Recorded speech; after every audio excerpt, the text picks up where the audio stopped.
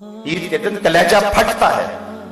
ایک طرف ہم عید کی خوشیاں منا رہے ہوتے ہیں اور ایک طرف غریبوں کے بچے روٹ کے بیٹھے ہوتے ہیں کہ اتنے پیسے دو گے تو ہم گھر سے جائیں گے.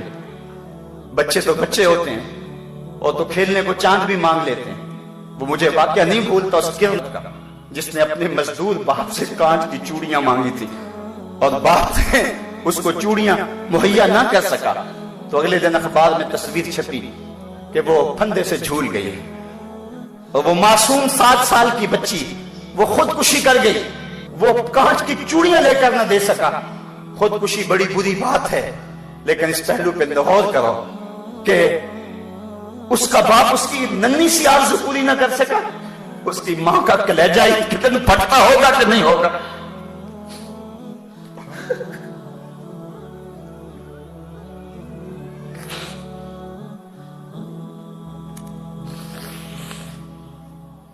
اعلی نسب کوٹھیوں میں رہنے والوں غریبوں کی جھونپڑیوں کو بھی دیکھو.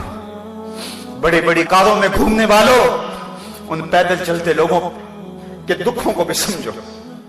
اپنے گھروں میں گھی کے چراغ جلانے والوں ان لوگوں کو بھی دیکھو جو نان شبینہ کو ترستے ہیں. رات کو جن کے گھر میں چولہا روشن نہیں ہوتا. 7-8 سال قبل میں ایک دن بازار گیا. چھوٹی عید کا دن تھا. میرے ساتھ میرا بھائی بھی تھا. تو میں نے کہا کہ گھر جا رہے ہیں چلو کوئی چیز لے جائیں آج عید کا دن ہے. تو مچھلی بازار میں چلے گئے. تو میں نے وہاں ایک عجیب منظر دیکھا جو آج تک مجھے بھول نہیں سکا. ہم نے اسے کہا کہ ہمیں مچھلی دے دے. تو وہ مچھلی کو صاف کر کے جب اس کو کاٹنے لگا تو اس کا سر ایک بالٹی میں ڈال دیا اور اس کے پیچھے دم اس نے تھوڑی سی زیادہ کاٹی اور تھوڑا سا گوشت بھی اس کے ساتھ چلا گیا وہ بھی بالٹی میں ڈال دیا. اس طرح جو بھی وہ مچھلی تیار کرتا تو سر اور دم بالٹی میں ڈالتا چلا جاتا. باقی اس کا جو بھی اس سے غلاظت اور جو کچھ بھی اس سے جو ہے وہ جھڑتا وہ نیچے پھینکتا چلا جاتا. تجسس تھا کہ یہ بالٹی میں کیوں ڈال رہا ہے. خیر تھوڑی دیر کے بعد میں نے دیکھا کہ ایک نوجوان آیا پیچھے سے. اس نے اس کو 10 روپے دیے اور اس نے اس بالٹی میں ہاتھ ڈالا اور چند مچھلی کے سر اور چند اس کی دمبے نکال کر کے ایک شاپر میں ڈال کے اس کو دے دی. حیران سا ہو گیا کہ اس نے یہ کیا کر دیا. خیال تھا کہ شاید یہ کوئی نوجوان سا ہے شاید وہ کبوتروں کو ڈالتا ہوگا کوئی ایسا معاملہ ہوگا اس کا کوئی کبوتر کی غذا بناتا ہوگا. لیکن اس کے باوجود جو ہے وہ تجسس بڑھتا گیا. مجھ سے نہ رہا گیا. میں اس کے پیچھے چلا گیا. میں نے کہا کہ نوجوان اس کو کیا کرے گا. اس کی نظریں تھوڑی سی جھکیں اور مجھے کہنے لگا اس کا شوربہ بناؤں گا اور مچھلی کا مزہ مل جاتا ہے اس سے. صاحبوں میں عید کے دن کی بات سنا رہا ہوں اور اس ملک کی بات سنا رہا ہوں. جب اس ملک کے اندر لوگ ایسی زندگی عید کے دن بھی گزاریں گے وہ تو حکمرانوں کے گریبان نوچنے کو آئیں گے. وہ تو امیروں کے گھر دیکھ کے خوش نہیں ہوں گے. وہ تو کہیں گے ان محلات کو آگ لگ جائے جو ہم غریبوں کے لیے نان شبینہ بھی میسر نہیں ہے. یہ میں بات جو ہے وہ اپنے معاشرے کا دکھ آپ کے سامنے رکھ رہا ہوں. اللہ قیامت کے دن اتنی دیر تک کسی شخص کو اپنے سامنے سے ہٹنے نہیں دے گا جب تک یہ پوچھ نہیں لے گا کہ وفیما انفقہ یہ مال تو نے کہاں خرچ کیا ہے. آج تو افطار پارٹی بھی ہم کرتے ہیں تو ہماری کوشش ہوتی ہے کہ اس میں بھی 2 عدد وزیر آ جائیں اور ہماری شہرت ہو جائے. غریبوں کو تو کوئی وہاں بھی نہیں پوچھتا ہے. ولیمہ ہوتا ہے تو اس وقت بھی ہم فہرست بناتے ہیں تو کہتے ہیں ان لوگوں کو بلائیں کہ جن کی وجہ سے ہمارے گھر کی زینت بنے اور کہیں فلاں فلاں لوگ آئے ہوئے ہیں. کبھی غریبوں کو بھی خیال کیا. حکمران تو وہ تھے لوگوں کی دہلیز پہ امن دینے والے, لوگوں کی چوکھٹ پہ جو ہیں وہ نور بانٹنے والے. اور تمہیں میں حضرت عمر کی کہانی سناؤں. حضرت عمر جن کو تخت حکومت پہ بیٹھتے تھے اور ان کا تخت کو سونے زبرجد کا نہیں تھا, مسجد نبوی کی چٹائی تھی اور سارا دن وہاں بیٹھ کے لوگوں کی باتیں سنتے.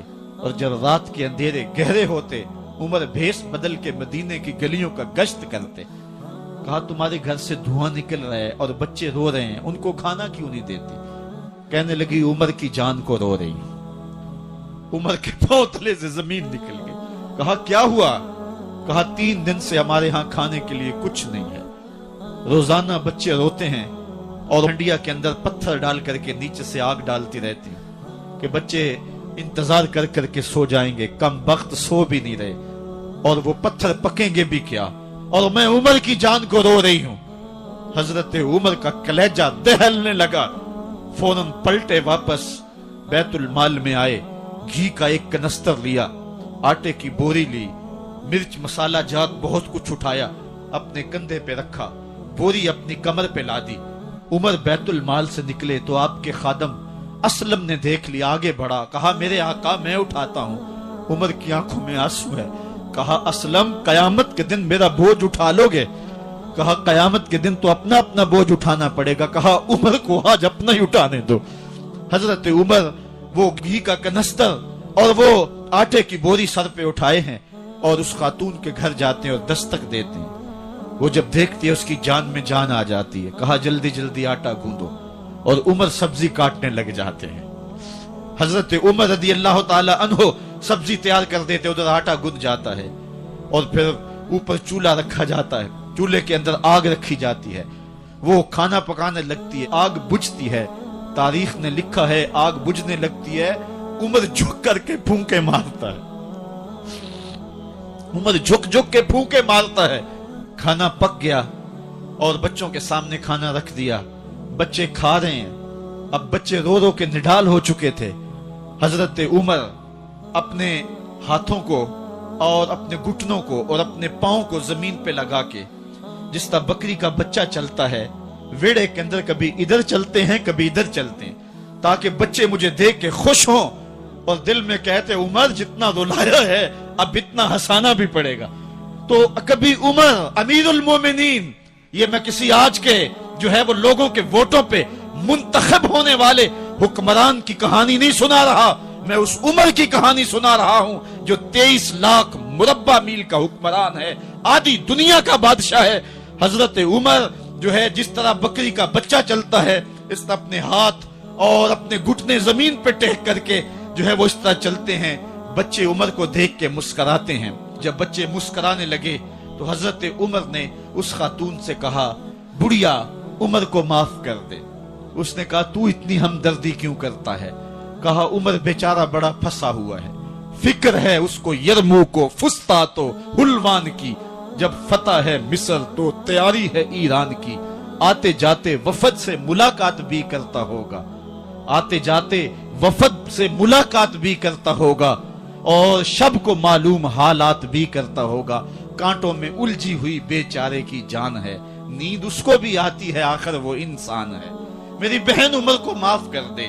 उसने कहा नाना उमर की बात मेरे सामने न कर, कयामत का दिन होगा, उमर का गिरेबान होगा और मेरा हाथ होगा।